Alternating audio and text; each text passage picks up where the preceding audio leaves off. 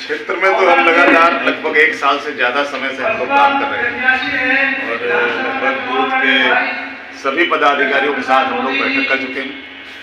आज चूँकि चुनाव नज़दीक आ रहा है तो अपने कार्यकर्ताओं को कैसे आगे चुनाव में लड़ना है, कैसे उनको आगे काम करना है, इस संदर्भ में हमारे जिलाध्यक्ष जी ने बैठक बुलाई। अच्छा, चूँकि आप यहाँ से बाहर से हैं तो यहाँ पर आंवला में कुछ नया सा लग रहा है आपको? नए लोगों से मिलने, इंटरेक्ट होने में कोई समस्या आ रही है? नहीं, कोई समस्या नहीं। बाहर सब तो मुझे लग रहा है कि लोकसभा या विधानसभा के चुनाव में लागू ही नहीं होता। क्या आंवला में कोई व्यक्ति रहता है तो उसको बिथरी चैनपुर के या दातागंज के सब लोग अपने घर का मानेंगे क्या? इंडिया जो गठबंधन हुआ है तो अगर सपा से आप जैसे कैंडिडेट बनाए गए, अगर इंडिया से मतलब जो गठबंधन नहीं होता तो आप उस समय क्या मान रहे थे और इस समय क्या मान रहे हैं? क्या जीत में क्या अंतर मान रहे हैं पहले से और अब से, गठबंधन से पहले और गठबंधन के बाद? ताकत मेरी बड़ी। कितनी से जीत मान रहे हैं? क्या आपका जो प्लान है, किस तरीके से काम करेंगे चुनाव के लिए?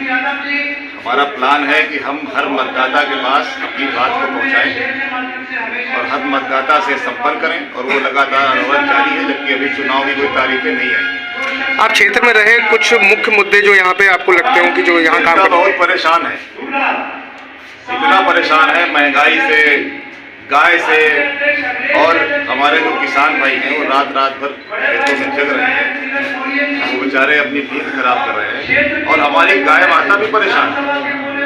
आप देखते होंगे कि गाय के कहीं पैर में कटा हुआ है, कहीं पीठ पे कटा हुआ है, तो जनता त्राही कर रही है। उसको इंतजार है कि 24 का चुनाव आए और इस बार पूरे देश में बदलाव हो रहा है, आंवला में भी बदलाव सुनिश्चित है। अच्छा, क्या मान रहे हैं जीतने के बाद? क्या आपको लग रहा है कि यहाँ कौन सी समस्या है जो आप जीतने के बाद पूरी करेंगे? जीतने के बाद जनता की जो भी समस्याएं हैं उन पे हम लोग काम करेंगे और जनता को खुशहाली का और जनता के लिए विकास का काम करेंगे।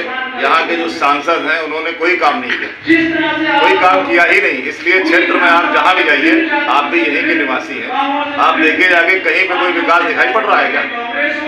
कहीं पे कोई सड़कों की बुरी हालत है, कहीं आप इस क्षेत्र में देखिए कि कोई ऐसा काम हुआ हो जिसमें सांसद का योगदान हो और जनता को राहत मिली हो, तो सब कागजी काम है। आपको सबसे बड़ी समस्या आंवला की क्या लग रही है?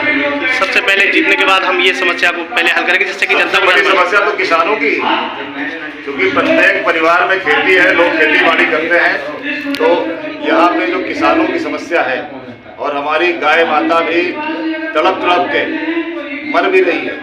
हम लोग उस समस्या के लिए एक पूर्ण रूपेण योजना बना के उस पर काम करेंगे और किसानों को इससे निजात दिलाएंगे। क्या योजना आपके संज्ञान में है? किस तरीके से आप उनको समस्या से निजात दिला सकते हैं? बिल्कुल दिलाने की योजना है और उसमें काम होगा तो आपको नजर आएगा। जैसे गायों को कैसे दूर किया जा सकता है कि गायों की समस्या इस समय किसान खुद छोड़े जा रहा है, ये तो आप जान रहे कि उसको कैसे करके आप करेंगे कि जिससे कि किसान ऐसा है। आपको पता होगा कि सरकार ने एक योजना चलाई कि हम एक गाय पे लोगों को 900 रुपए या 1000 रुपए महीने देंगे। आपको पता है इसमें कितना बजट सरकार ने दिया है? आप पत्रकार हैं, पता है आपको? इस योजना के बारे में पता है आपको?